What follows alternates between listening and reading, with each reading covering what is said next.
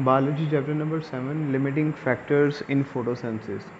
बेटा फोटोसेंसिस का पूरा रिएक्शन जो है वो हम लोग पढ़ चुके हैं अच्छे तरीके से।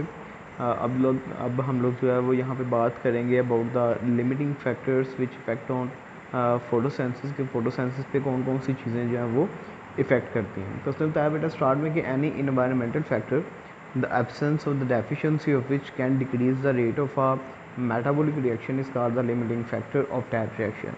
किसी भी रिएक्शन को कम करने वाली जो चीज़ें होती हैं बेसिकली वही उस पर इफ़ेक्ट कर रही होती हैं और उन्हीं को जो है वो हम लोग लिमिटिंग रिएक्टेंट्स का या लिमिटिंग फैक्टर्स का नाम देते हैं। ठीक है, जैसे कि फोटोसिंथेसिस के लिए कार्बन डाइऑक्साइड ज़रूरी है, वाटर ज़रूरी है, तो इसका मतलब है कि कार्बन डाइऑक्साइड वाटर नहीं होगा तो फोटोसिंथेसिस का रिएक्शन नहीं हो सकता।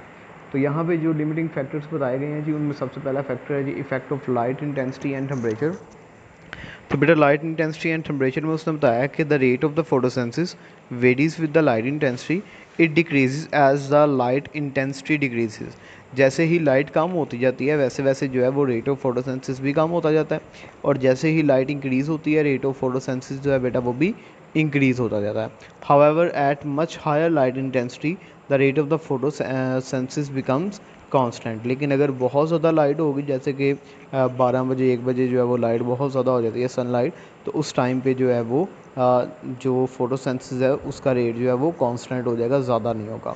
The rate of the photosynthesis decreases with the decrease in temperature. और इसी तरह से बेटा जब टेम्परेचर कम होगा तो रेट ऑफ फोटोसेंसिस कम होगा, टेम्परेचर ज़्यादा होगा तो रेट ऑफ फोटोसेंसिस जो है वो ज़्यादा होगा ओवर द लिमिटेड रेंज। ठीक है, मतलब कि अगर बहुत ज़्यादा टेम्परेचर हो जाए ना तो उसकी वजह से भी जो स्टोमेटा हैं वो क्लोज हो जाते हैं और जो रेट ऑफ फोटोसेंसिस है वो कम हो जाता है।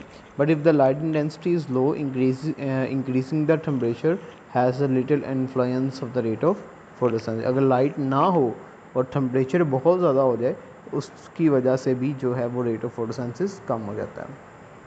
The next one is the effect of the carbon dioxide concentration.